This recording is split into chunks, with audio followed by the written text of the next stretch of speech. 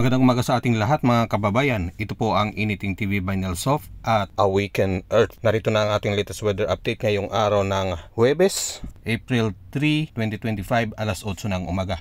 Base dito sa ating latest weather satellite animation, wala po tayong nakikitang LPA o anumang sama ng panahon sa loob at labas ng ating bansa. Subalit mayroon din tayong nakikitang mga kaulapan na posibleng magbibigay po ng mga kalat-kalat ng mga pag-ambon o pag-ulan dyan sa may Eastern Visayas, Cagayan, Isabela at Sorsogon. Nadulot po yan ng northeasterly wind flow at easterlies. Posible rin ang mahina pong mga pag-ulan din sa may southern portion po ng Mindanao, Basilan, Hulu, Sulu.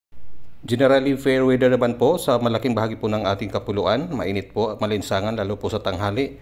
Ngunit mataas pa rin po ang tsansa ng mga localized thunderstorms lalo po ngayong hapon at sa gabi. Para po sa mga latest, tutok lang po kayo dito sa ating page or YouTube channel para ma-updated po kayo anytime.